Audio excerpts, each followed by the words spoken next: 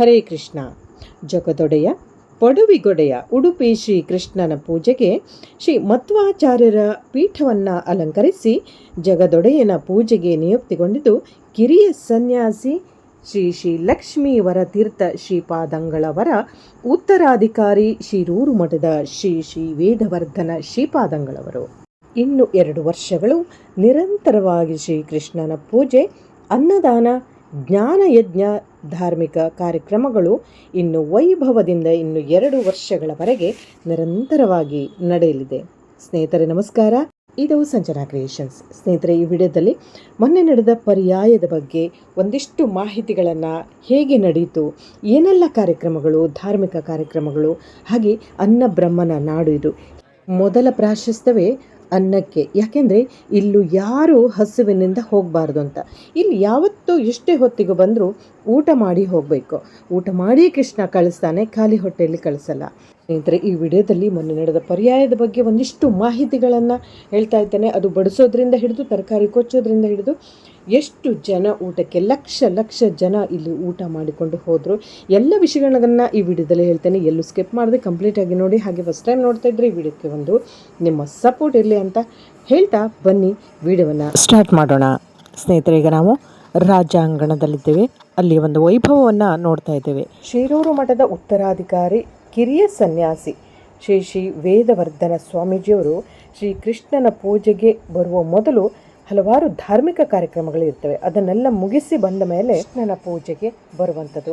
ಏನೆಲ್ಲ ಧಾರ್ಮಿಕ ಕಾರ್ಯಕ್ರಮಗಳು? ಇದು ಶಾಸ್ತ್ರ ಸಂಪ್ರದಾಯಗಳು ಮಧ್ಯರಾತ್ರಿಯಿಂದಲೇ ಪ್ರಾರಂಭ ಆಗುತ್ತೆ. ಅಂದರೆ ಸುಮಾರು 1:00 ಕಾಪು ಸಮೀಪದ ದಂಡತೀರ್ಥದಲ್ಲಿ ಪವಿತ್ರ ಸ್ನಾನವನ್ನು ಮಾಡ್ತಾರೆ. ಹಾಗೆ ಅದರ ನಂತರದಲ್ಲಿ ಜೋಡುಕಟ್ಟೆಯಿಂದ ವೈಭವದ ಪರ್ಯಾಯ ಮೆರವಣಿಗೆ ಪ್ರಾರಂಭ ಆಗುತ್ತೆ. ಕನಕನ ಕಿಂಡಿಯಲ್ಲಿ ಶ್ರೀಕೃಷ್ಣ ದರ್ಶನ, ಶ್ರೀ ಚಂದ್ರಮೌಳೇಶ್ವರ, ಶ್ರೀ ಅನಂತೇಶ್ವರನ ದರ್ಶನ, ಹಾಗೂ ಪೂಜ್ಯ ಶ್ರೀ ಶಿರೂರು ಶ್ರೀಪಾದಂಗಳವರಿಂದ ಶ್ರೀ ಸರ್ವಜ್ಞ ಪೀಠಾರೋಹಣ, ಬಡಗು ಮಾಳಿಗೆಯ ಅರಳುಗದ್ದುಗೆಯಲ್ಲಿ ಸಾಂಪ್ರದಾಯಿಕ ದರ್ಬಾರ ಹಾಗೂ ಅಷ್ಟಮಠಾಧೀಶರಿಗೆ ಮಾಲಿಕೆ ಮಂಗಳಾರತಿ.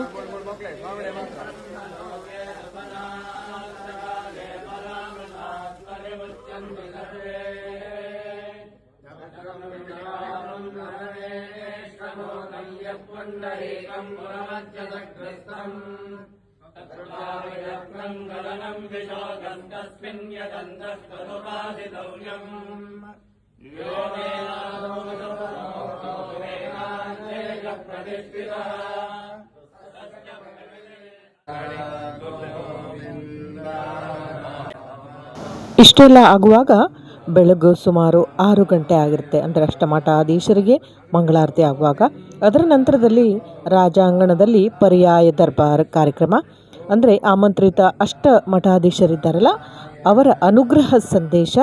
ಅದರ ನಂತರದಲ್ಲಿ ಸುಮಾರು ಅದು 9-10 ಗಂಟೆ ಆಗುತ್ತೆ.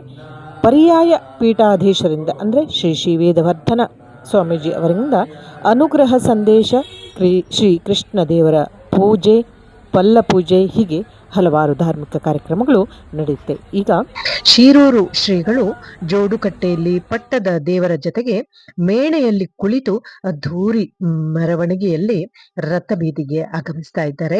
ಇದು ಸುಮಾರು ಬೆಳಗಿನ ಜಾವ 5:15. ನಂತರ ಕನಕನ ಕಿಂಡಿಯಲ್ಲಿ ಶ್ರೀಕೃಷ್ಣನ ದರ್ಶನ. ಆ ಸಂದರ್ಭ ಇತರರಿಗೆ ನವಗ್ರಹ ದಾನ ಮತ್ತು ಫಲದಾನ ನೀಡಲಾಗುತ್ತೆ.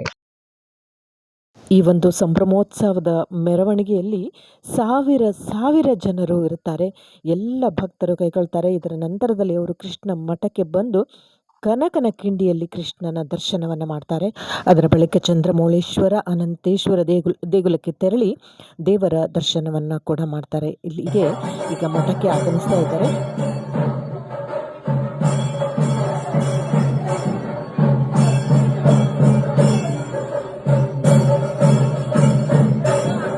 ಸ್ನೇಹಿತರೆ, ಇದು ಅನ್ನ ಬ್ರಹ್ಮನ ನಾಡು ಅಂತ ಹೇಳಿದೆ. ಸೊ ಇಲ್ಲಿ ಅನ್ನಕ್ಕೆ ಕೊರತೆ ಆಗಬಾರ್ದು, ಹಾಗಾಗಿ ಅನ್ನಕ್ಕೆ ಯಾವಾಗಲೂ ಪೂಜೆ ಮಾಡಿ ಮುಂದುವರಿಸೋದು. ಅಷ್ಟೇ ಅಲ್ಲ, ಈ ಸಲದ ಪರ್ಯಾಯದಲ್ಲಿ ಒಂದು ವಿಶೇಷವಾಗಿದೆ. ಏನು ಕೇಳಿದರೆ, ಪ್ರತಿ ವರ್ಷ ಅಂದರೆ ಪ್ರತಿ ಪರ್ಯಾಯದಲ್ಲೇ ಅಷ್ಟಮಠಾಧೀಶರು ಬಂದು ಒಂದು ಸಾಂಪ್ರದಾಯಿಕವಾದ ಒಂದು ತರಕಾರಿ ಹೆಚ್ಚುವಂಥದ್ದು ಅಥವಾ ಒಂದು ಶಾಸ್ತ್ರ ಪ್ರಕಾರ ಮಾಡಿ ಹೋಗ್ತಿದ್ರು. ಅದರ ನಂತರ ಉಳಿದವರು ಅಂದರೆ ತರಕಾರಿ ಹೆಚ್ಚಲಿಕ್ಕೆ ಇರುವವರು ಅವರಿಗೆ ಪೇಮೆಂಟ್ ಮುಖಾಂತರ ತರಕಾರಿ ಹೆಚ್ಚಿ ಕಟ್ ಮಾಡಿ ತುರಿದು ಎಲ್ಲ ಮಾಡ್ತಿದ್ರು. ಆದರೆ ಈ ಸಲ ಏನಾಗಿದೆ ಅಂದರೆ, ಅಖಿಲ ಕರ್ನಾಟಕ ಬ್ರಾಹ್ಮಣ ಮಹಾಸಭಾ ತರಕಾರಿ ಹೆಚ್ಚುವ ಕೆಲಸವನ್ನು ವಹಿಸಿಕೊಂಡಿತ್ತು, ಆ ಜವಾಬ್ದಾರಿಯನ್ನು ವಹಿಸಿಕೊಂಡಿತ್ತು. ಸೊ ಅವರೆಲ್ಲರೂ ಬ್ರಾಹ್ಮಣ ಸಮಾಜದವರು ಎಲ್ಲ ಬಂಧುಗಳು ತರಕಾರಿ ಹೆಚ್ಚುವಂಥ ಕೆಲಸವನ್ನು ಕಂಪ್ಲೀಟಾಗಿ ಅದು ಮುಗಿಯೋ ತನಕ ಮಾಡಿದರು.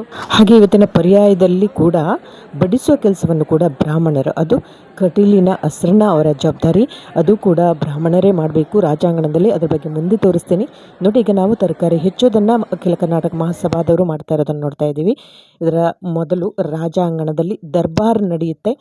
ಹಾಗೆ ಸಾಂಪ್ರದಾಯಿಕ ದರ್ಬಾರ್ ಜೊತೆಗೆ ಅಷ್ಟಮಠಾಧೀಶರಿಗೆ ಮಾಲಿಕೆ ಮಂಗಳಾರತಿ, ರಾಜಾಂಗಣದಲ್ಲಿ ದರ್ಬಾರ್ ಕಾರ್ಯಕ್ರಮ, ಆಮಂತ್ರಿತ ಅಷ್ಟಮಠಾಧೀಶರಿಂದ ಅನುಗ್ರಹ ಸಂದೇಶ, ಪರ್ಯಾಯ ಪೀಠಾಧೀಶರಿಂದ ಅಂದರೆ ಶ್ರೀ ಶ್ರೀ ವೇದವರ್ಧನ ಸ್ವಾಮೀಜಿ ಅವರಿಂದ ಅನುಗ್ರಹ ಸಂದೇಶ, ಶ್ರೀಕೃಷ್ಣನ ದೇವರ ಪೂಜೆ, ಪಲ್ಲ ಪೂಜೆ ಎಲ್ಲವೂ ಇನ್ನು ಮುಂದೆ ನೋಡೋಣ ಬನ್ನಿ. ಈಗ ನಾವು ನೋಡ್ತಾ ಇರೋದು ಕನಕನ ಕಿಂಡಿಯಲ್ಲಿ ಶ್ರೀಕೃಷ್ಣನ ದರ್ಶನದ ನಂತರ ನಿರ್ಗಮನ ಪರ್ಯಾಯ ಪುತ್ತಿಗೆ ಮಠದ ಶ್ರೀ ಶ್ರೀ ಸುಗುಣೇಂದ್ರ ತೀರ್ಥ ಸ್ವಾಮೀಜಿಯವರು ಶಿರೂರು ಶ್ರೀಗಳನ್ನು ಸರ್ವಜ್ಞ ಪೀಠದಲ್ಲಿ ಕುಳ್ಳಿರುವಂಥ ಒಂದು ಸಂದರ್ಭ.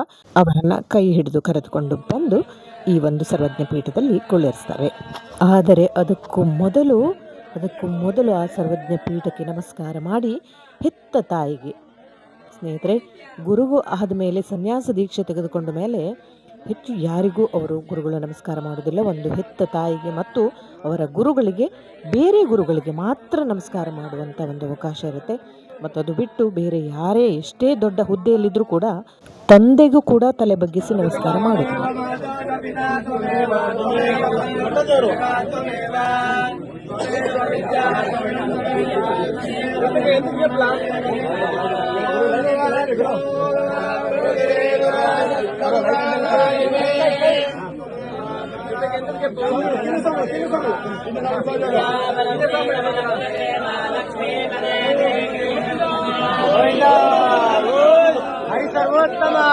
ನಿಜ, ಹರಿ ಸರ್ವೋತ್ತಮ.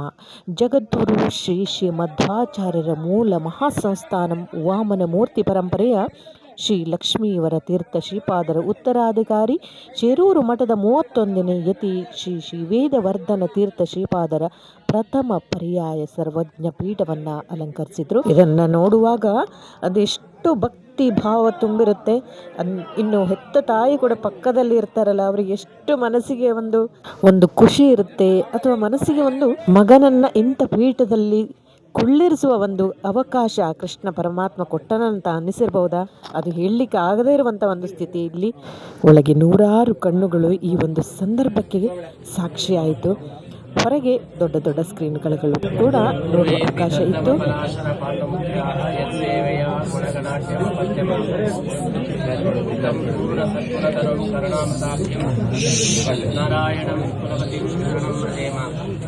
ಕೃಷ್ಣಾಯ ವಾಸುದೇವಾಯ ಹರಯೇ ಪರಮಾತ್ಮನೇ ಪ್ರಣತ ಕ್ಲೇಶನಾಶಾಯ ಗೋವಿಂದಾಯ ನಮೋ ನಮಃ.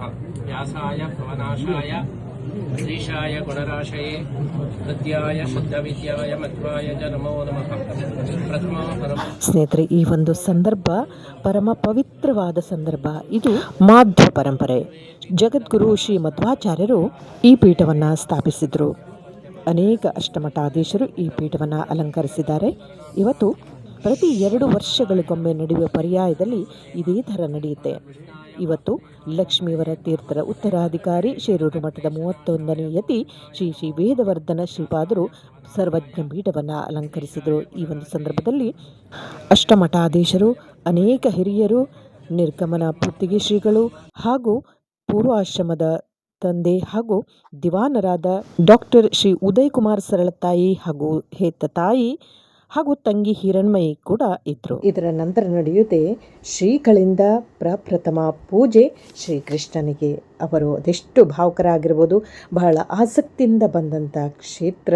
ಹಿಂದೆ ಪೂರ್ವಾಶ್ರಮದ ತಂದೆ, ಈಗಿನ ದಿವಾನರು ಉದಯ್ ಕುಮಾರ್ ಸರಳತಾಯರು ಕೇಳಿದ್ರಂತೆ, ಮುಂದೆ ಏನಾಗ್ತೀಯಾ ಅಂತ ಕೇಳಿದಾಗ, ಸನ್ಯಾಸತ್ವವನ್ನು ಸ್ವೀಕರಿಸಿ ಶ್ರೀಕೃಷ್ಣನ ಪೂಜೆಗೆ ತೆರಳುತ್ತೇನೆ ಅಂತ ಹೇಳಿದ್ರಂತೆ. ನೀವು ನನ್ನ ಹಿಂದಿನ ವಿಡಿಯೋವನ್ನು ಅವರ ಇಂಟರ್ವ್ಯೂ ಮಾಡಿದ್ದಿದೆ, ನೀವೇನಾದರೂ ನೋಡಿಲ್ಲ ಹೇಳಾದರೆ ದಯವಿಟ್ಟು ಆ ವಿಡಿಯೋವನ್ನು ಪುನಃ ನೋಡಿ. ಬನ್ನಿ, ನಾವೀಗ ಇಲ್ಲೇ ಕುಳಿತು ಶ್ರೀಕೃಷ್ಣನಿಗೆ ಪೂಜೆಯನ್ನು, ಮಂಗಳಾರತಿಯನ್ನು ನೋಡೋಣ.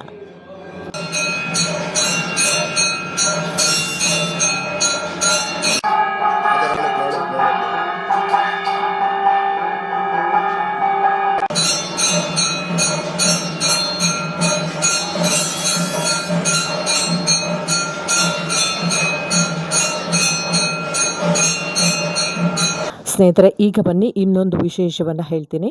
ಇದು ಅಕ್ಷಯ ಪಾತ್ರೆ ಮತ್ತು ಸಟ್ಟುಗ. ಇದನ್ನು ಮಧ್ವಾಚಾರ್ಯರ ಸನ್ನಿಧಿಯಲ್ಲಿ ಪುತ್ತಿಗೆ ಶ್ರೀ ಸುಗುಣೇಂದ್ರ ತೀರ್ಥ ಸ್ವಾಮೀಜಿಯವರು ಈಗಿನ ಶಿರೂರು ಮಠದ ಶ್ರೀ ವೇದವರ್ಧನ ತೀರ್ಥ ಶ್ರೀಗಳಿಗೆ ಅದನ್ನು ಹಸ್ತಾಂತರ ಮಾಡ್ತಾರೆ. ಏನು ಇದರ ಬಗ್ಗೆ ವಿಶೇಷ, ಇದರ ಒಂದಿಷ್ಟು ವಿವರಣೆಯನ್ನು ನಿಮಗೆ ಹೇಳ್ತೀನಿ, ಬನ್ನಿ. ಉಡುಪಿ ಕೃಷ್ಣ ಮಠದಲ್ಲಿ ಅಕ್ಷಯ ಪಾತ್ರೆ ಅಂದರೆ ಸಾತ್ವಿಕ ಆಹಾರ ಶ್ರೀಕೃಷ್ಣನಿಗೆ ನಿರಂತರವಾಗಿ ನೈವೇದ್ಯ ಅರ್ಪಿಸುವ ಮತ್ತು ಭಕ್ತರಿಗೆ ಪ್ರಸಾದವನ್ನು ವಿತರಿಸುವ ವ್ಯವಸ್ಥೆಯಾಗಿದ್ದು ಇದನ್ನೇ ಅನ್ನಬ್ರಹ್ಮ ಅಂತ ಕರಿತೀವಿ. ಇದರಲ್ಲಿ ಮುಖ್ಯವಾಗಿ ಸಾತ್ವಿಕ ಗಂಜಿ ಮತ್ತು ಬದನೆ ಹುಳಿ ಸೇರಿದೆ. ಇದನ್ನ ಕನಕದಾಸರ ಪ್ರೀತಿಯ ಪ್ರತೀಕವಾಗಿ ಸೋದೆ ಮಠದ ಶ್ರೀ ವಾದಿರಾಜ ಸ್ವಾಮಿಗಳು ಪ್ರಾರಂಭ ಮಾಡಿದ್ರು. ಇದು ಈ ಪರ್ಯಾಯ ಪದ್ಧತಿಯ ಒಂದು ಭಾಗವೇ ಆಗಿದೆ ಮತ್ತು ಪ್ರಮುಖ ಭಾಗವಾಗಿದೆ. ಹಾಗೆ ಅಕ್ಷಯ ಪಾತ್ರಕ್ಕೆ ಸಂಬಂಧಿಸಿದ ಇನ್ನಷ್ಟು ವಿವರಣೆ ಹೇಳೋದಿದ್ರೆ, ಇದನ್ನು ಅನ್ನದಾನ ಮಠದ ಪ್ರಾಂಗಣದಲ್ಲಿ ಪ್ರತಿದಿನ ಸಾವಿರಾರು ಭಕ್ತರಿಗೆ ಸಾತ್ವಿಕ ಮತ್ತು ರುಚಿಕರವಾದ ಭೋಜನ ನೀಡಲಾಗುತ್ತೆ. ಮುಖ್ಯವಾಗಿ ಗಂಜಿ ಮತ್ತು ಬದನೆ ಹುಳಿ ಅಂತ ಹೇಳಿದ್ನಲ್ಲ, ಇದನ್ನು ಕನಕದಾಸರು ಕೂಡ ಬಹಳ ಇಷ್ಟಪಡ್ತಿದ್ರಂತೆ. ಇದು ಸೋದೆ ಮಠದ ಶ್ರೀ ವಾದಿರಾಜ ಸ್ವಾಮಿಗಳು ಈ ಸಾತ್ವಿಕ ಪದ್ಧತಿಯನ್ನು ಪ್ರಾರಂಭ ಮಾಡಿದ್ರು ಮತ್ತು ಆಗಿನಿಂದ ಇಲ್ಲಿವರೆಗೂ ಮುಂದುವರಿಸಿಕೊಂಡು ಹೋಗಲಾಗುತ್ತೆ. ಉಡುಪಿ ಕೃಷ್ಣ ಮಠದ ಅಕ್ಷಯ ಪಾತ್ರೆ ಅಂದರೆ ಬಡವರಿಗೆ ಮತ್ತು ಭಕ್ತರಿಗೆ ನಿರಂತರವಾಗಿ ಇವತ್ತು ಕೂಡ ಯಾವುದೇ ಸಮಯದಲ್ಲಿ ಬನ್ನಿ ಸಾತ್ವಿಕ ಪ್ರಸಾದವನ್ನು ಗಂಜಿ ಮತ್ತು ಬದನೆ ಹುಳಿ ವಿತರಿಸುವ ಅನ್ನದಾನದ ವ್ಯವಸ್ಥೆ ಇವತ್ತಿಗೂ ಕೂಡ. ಓಕೆ, ಹಾಗಾಗಿ ಪ್ರತಿ ಪರ್ಯಾಯದಲ್ಲಿ ಅಕ್ಷಯ ಪಾತ್ರೆ ಮತ್ತು ಸಟ್ಟುಗ ಹಸ್ತಾಂತರ ಮಾಡೋದು ಕೂಡ ಬಹಳ ವಿಶೇಷವಾಗಿದೆ. ನೋಡಿ ಸ್ನೇಹಿತರೆ, ಈಗ ನಾವು ಊಟದ ಒಂದು ಸಮಯಕ್ಕೆ ಬಂದಿದ್ದೇವೆ. ಇಲ್ಲಿ ಬ್ರಾಹ್ಮಣರೇ ಬಡಿಸುವಂಥ ಒಂದು ಕ್ರಮ ಇದೆ ಇಲ್ಲಿ ರಾಜಾಂಗಣದಲ್ಲಿ, ಅದರ ಬಗ್ಗೆ ಕೂಡ ಹೇಳ್ತೀನಿ ಬನ್ನಿ ಸ್ನೇಹಿತರೆ. ತರಕಾರಿ ಹೆಚ್ಚುವುದನ್ನು ಹೇಳಿದೆ ಈ ಸಲ ಅಖಿಲ ಕರ್ನಾಟಕ ಬ್ರಾಹ್ಮಣ ಮಹಾಸಭಾದವರು ವಹಿಸಿಕೊಂಡ್ರು. ಹಾಗೆ ಬಡಿಸುವ ಜವಾಬ್ದಾರಿಯನ್ನು ಕಟೀಲಿನ ಅಸ್ರಣ್ಣ ಅವರ ತಂಡ ಹಾಗೂ ಹರಿಕೃಷ್ಣ ಪುನರೂರು ಅವರ ಜವಾಬ್ದಾರಿ ಹಾಗೂ ಮಂಗಳೂರಿನ ವಿಪ್ರ ಸಮಾಗಮ ವೇದಿಕೆ ಡಾಕ್ಟರ್ ಎಂ.ಬಿ. ಪುರಾಣಿಕ್ ಅವರ ನೇತೃತ್ವದಲ್ಲಿ ಅವರ ಶಾಲೆಯ ಬಸ್ಸಿನೊಂದಿಗೆ ನಾವು ಪ್ರಯಾಣ ಮಾಡಿದ್ವಿ. ಸುಮಾರು 50-60 ಜನರಷ್ಟು ಅಲ್ಲಿ ಬಡಿಸುವ ಕಾರ್ಯಕ್ರಮಕ್ಕೆ ಕೂಡ ನಾವು ಭಾಗಿಯಾದ್ವಿ. ಈ ಒಂದು ಬಡಿಸುವ ಕಾರ್ಯಕ್ರಮ ಅಂದರೆ ಸುಮಾರು 11 ಗಂಟೆಗೆ ಪ್ರಾರಂಭ ಆಗುತ್ತೆ. ಇದು ಪ್ರತಿ ಪರ್ಯಾಯದ ಒಂದು ನೋಟ. ಈ ಒಂದು ಪ್ರಸಾದ ಭೋಜನದಲ್ಲಿ ಸುಮಾರು 85,000ಕ್ಕೂ ಹೆಚ್ಚು ಜನ ಊಟ ಮಾಡ್ತಾರೆ ಸ್ನೇಹಿತರೆ. ಇಲ್ಲಿ ಹತ್ತತ್ರ 1 ಲಕ್ಷ ಆಗುತ್ತೆ. ಹಾಗೆ ಯಾಕೆ ಅಷ್ಟೊಂದು ಜನ ಇಲ್ಲಿ ಒಂದು ಬರ್ತಾರೆ ಕೇಳಿದ್ರೆ, ಇಲ್ಲಿ ತುಂಬ ಐಟಮ್ ಇರುತ್ತೆ. ಒಂದು ಮತ್ತೆ ಕೃಷ್ಣನ ಪ್ರಸಾದ, ಮತ್ತೊಂದು ಮುಖ್ಯವಾಗಿ ಅಂದರೆ ಬ್ರಾಹ್ಮಣರು ಬಡಿಸ್ತಾರೆ. ಈ ಒಂದು ಇದಕ್ಕೆ ತುಂಬ ಜನ ಆಸಕ್ತಿಯಿಂದ ಇಷ್ಟಪಟ್ಟು ಬ್ರಾಹ್ಮಣರು ಬಡಿಸುವ ಒಂದು ಕ್ರಮ ಇದೆ. ಇದು ತುಂಬಾ ವರ್ಷದಿಂದ ನಡೆದು ಬಂದಂತ ಒಂದು ಪದ್ಧತಿ. ಇದನ್ನ ಶ್ರೀಗಳು ಮಹಾಪೂಜೆ ಬಳಿಕ ಶಿರೂರು ಶ್ರೀಗಳು ಪಲ್ಲ ಪೂಜೆ ನೆರವೇರಿಸಿ ಅನ್ನ ಸಂತರ್ಪಣೆಗೆ ಚಾಲನೆ ನೀಡ್ತಾರೆ. ಸುಮಾರು ಮಧ್ಯಾಹ್ನದ ಹೊತ್ತಿಗೆ 50-60 ಸಾವಿರಕ್ಕೂ ಮಿಕ್ಕಿದ್ರು. ಇನ್ನು ಸಂಜೆ ಕೂಡ ಸಾಕಷ್ಟು ಜನರಿದ್ರು. ಇದು ನೋಡಿ, ನಾವು ನೋಡ್ತಾ ಇರೋದು ಇಲ್ಲಿ ಕುಳಿತು ರಾಜಾಂಗಣದ ಪಕ್ಕದಲ್ಲಿ ಗೇಟನ್ನು ಹಾಕಿದ್ದಾರೆ. ಅಂದ್ರೆ ಸಾಕಷ್ಟು ಕಂಟ್ರೋಲ್ ಮಾಡೋಕ್ಕಾಗಲ್ಲ, ಅಷ್ಟು ಜನ ಇರ್ತಾರೆ. ಸೊ ಎಲ್ಲೆಲ್ಲಿ ಊಟದ ಇದಿರ್ತದೆ ಕೇಳಿದ್ರೆ, ಮಧ್ವಾಂಗಣ, ರಾಜಾಂಗಣ, ಅನ್ನಬ್ರಹ್ಮದಲ್ಲಿ, ಅನಂತೇಶ್ವರ, ಭೋಜನ ಶಾಲೆ, ಬಯಲಕೆರೆ ಪಾರ್ಕಿಂಗ್ ಪ್ರದೇಶ ಹಾಗೂ ಹೊರಗಡೆ ಕಾರ್ ಪಾರ್ಕಿಂಗ್ ಇದೆಯಲ್ಲ, ಅಲ್ಲಿ ಕೂಡ ವ್ಯವಸ್ಥೆ ಮಾಡಲಾಗ್ತು. ಅಲ್ಲಿ ಬಫೆ ಸಿಸ್ಟಮ್ ಕೂಡ ಇತ್ತು. ಅದನ್ನು ಕೂಡ ಮುಂದೆ ತೋರಿಸ್ತೀನಿ ಅಲ್ಲಿ ಎಷ್ಟು ಜನರಿದ್ದಾರೆ ಅಂತೇಳಿ. ನೋಡಿ, ಇಷ್ಟು ಊಟ ಮಾಡಿದ ಹಾಗೆ ಕ್ಲೀನ್ ಮಾಡ್ತಾ ಹೋಗ್ತಾರೆ. ಎಷ್ಟು ಪಟಪಟ ಅಂತ ಬರ್ತಾರೆ. ಮತ್ತೆ ನಾವು ಬಡಿಸ್ಲಿಕ್ಕೆ ರೆಡಿ ಆಗ್ಬೇಕು. ಸುಮಾರು ಹತ್ತತ್ರ ಒಂದು 800-900 ಕುಳಿತುಕೊಳ್ಳುವಂತ ಒಂದು ರಾಜಾಂಗಣದ ಸ್ಥಳ ಇದು. ಬಡಿಸಿ ನಮಗೂ ಕೂಡ ಸಾಕಾಗತ್ತೆ. ಅಂದ್ರೆ ಬಗ್ಗೆ ಬಡಿಸೋದಲ್ಲ. ಸೊ ಬಫೆ ಆದ್ರೆ ಎಷ್ಟು ಬೇಕಾದ್ರೂ ಬಡಿಸ್ಬೋದು. ಆದ್ರೂ ತುಂಬಾ ಖುಷಿ ಪಟ್ಟು ಅವರು ಬರುವಾಗ ನಾವು ಇಲ್ಲ ಅಂತ ಹೇಳಕ್ಕಾಗಲ್ಲ. ಅವರು ಬಂದಷ್ಟೊತ್ತು ನಾವು ಬಡಿಸ್ಲೇಬೇಕು. ಇದು ಒಂದು ಕ್ರಮ ಇದೆ, ಒಂದು ಪದ್ಧತಿ ಇದೆ. ಸೊ ಹಾಗಾಗಿ ಈ ನೋಡಿ, ಇಲ್ಲಿ ಬಡಿಸುವಂತ ಪದ್ಧತಿ ಮೇಲೆ ಕೂಡ ಇತ್ತು. ಮಧ್ವಾಂಗಣ ಮೇಲೆ ಕೂಡ ಊಟ ಇತ್ತು. ಇನ್ನು ಊಟ ಹೇಗಿರುತ್ತೆ ಕೇಳಿದ್ರೆ ಬಹಳ ಟೇಸ್ಟ್ ಆಗಿರುತ್ತೆ. ಯಾಕೆಂದ್ರೆ ಹಲವಾರು ಐಟಮ್ಗಳು ಇರುತ್ತೆ ಸ್ನೇಹಿತರೆ. ಅನ್ನ, ಸಾರು, ಹುಳಿ ಅಷ್ಟೇ ಅಲ್ಲ, ಅದರ ಜೊತೆಗೆ 2-3 ತರ ಪಲ್ಯ, ಕೋಸಂಬರಿ, ಆಮೇಲೆ ಸ್ವೀಟ್ಗಳಲ್ಲಿ 3 ತರ ಪಾಯಸ ಇರುತ್ತೆ, ಲಾಡು, ಮೈಸೂರು ಪಾಕು, ವಡೆ, ಕೊನೆಯಲ್ಲಿ ಅನ್ನ, ಮಜ್ಜಿಗೆ ಕೂಡ ಇರ್ತದೆ. ಒಳ್ಳೆ ಮಜ್ಜಿಗೆ ಇರ್ತದೆ. ಹಲವಾರು ಜನ ಕುಡಿಲಿಕ್ಕೆ ಕೂಡ ತಗೊಳ್ತಾರೆ. ಸೊ ಹಾಗಾಗಿ ಊಟ ತುಂಬಾ ಇರ್ತದಲ್ಲ. ಸೊ ಅವರು ಬರ್ಲಿಕ್ಕೆ ಇದು ಒಂದು ಕಾರಣ ಆಗುತ್ತೆ. ನೋಡಿ ಸ್ನೇಹಿತರೆ, ನಾವೀಗ ಬಫೆದಲ್ಲಿ ಊಟ ಮಾಡುವಂತ ಸ್ಥಳಕ್ಕೆ ಬಂದಿದ್ದೇನೆ. ಬಫೆಯಲ್ಲಿ ಎಷ್ಟು ಜನರಿದ್ದಾರೆ ಅಂತ ಇದನ್ನು ಕೂಡ ನಿಮ್ಗೆ ಇಲ್ಲಿ ತೋರಿಸ್ತೀನಿ. ಇದರ ನಂತರದಲ್ಲಿ ಸ್ನೇಹಿತರೆ ಬಹಳ ಮುಖ್ಯವಾದ ಒಂದು ವಿಡಿಯೋ ಇದೆ. ಅದನ್ನು ಕೂಡ ನೀವು ನೋಡ್ಲೇಬೇಕು. ಮಿಸ್ ಮಾಡದೆ ಕಂಟಿನ್ಯೂ ನೋಡಿ. ಹಾಗೆ ನಿಮಗೆ ಈ ವಿಡಿಯೋ ಇಷ್ಟ ಆದರೆ ಲೈಕ್ ಮಾಡಿ, ಶೇರ್ ಮಾಡಿ. ಹಾಗೆ ಈ ಚಾನೆಲ್ಗೆ ನಿಮ್ಮ ಸಪೋರ್ಟ್ ಇರಲಿ ಸ್ನೇಹಿತರೆ. ಇದು ಮಧ್ಯಾಹ್ನ ಮಾತ್ರ ಅಲ್ಲ, ಸಂಜೆ ಕೂಡ ಇತ್ತು. ಸಂಜೆ ಕೂಡ ಇಷ್ಟೇ ಜನರಿದ್ರಂತೆ. ಹಾಗೆ ಇಲ್ಲಿಯ ಗುಳ್ಳ ಬಹಳ ವಿಶೇಷ. ಅದರ ಬಗ್ಗೆ ಒಂದೆರಡು ಮಾತುಗಳನ್ನ ನಮ್ಮ ಅಡಿಗೆ ಭಟ್ರೆ ಹೇಳ್ತಾರೆ, ಕೇಳೋಣ ಬನ್ನಿ. ನಾಳೆ ಒಂದು ವಿಶೇಷ ಹೇಳಿದರೆ ಮಟ್ಟುಗುಳ್ಳದ ಹುಳಿ. ಪರ್ಯಾಯಕ್ಕೆ ಮಟ್ಟುಗುಳ್ಳದ ಹುಳಿ ಮಾಡಬೇಕು ಹೇಳುವಂಥದ್ದೊಂದು ಕ್ರಮವೇ ಆಗಿದೆ ಈಗ. ಈ ಮಟ್ಟುಗುಳ್ಳಕ್ಕೆ ಅಷ್ಟು ಮಹತ್ವ ಬರಲಿಕ್ಕೆ ಕಾರಣ ಏನು ಹೇಳಿದರೆ, ಮಟ್ಟುಗುಳ್ಳಕ್ಕೆ ಮಟ್ಟು ಗ್ರಾಮದವರಿಗೆ ಆ ಬೀಜವನ್ನು ಕೊಟ್ಟದ್ದು ವಾದಿರಾಜ ಸ್ವಾಮಿಯವರು, ಸೋದೆ ಮಠದ ವಾದಿರಾಜ ಸ್ವಾಮಿಗಳು. ಆ ಮಟ್ಟುಗುಳ್ಳದ ಬೀಜವನ್ನು ಬೇರೆ ಕಡೆ ತಗೊಂಡು ಹೋದ್ರೂ ಕೂಡ ಆ ರುಚಿ ಬರುವುದಿಲ್ಲ.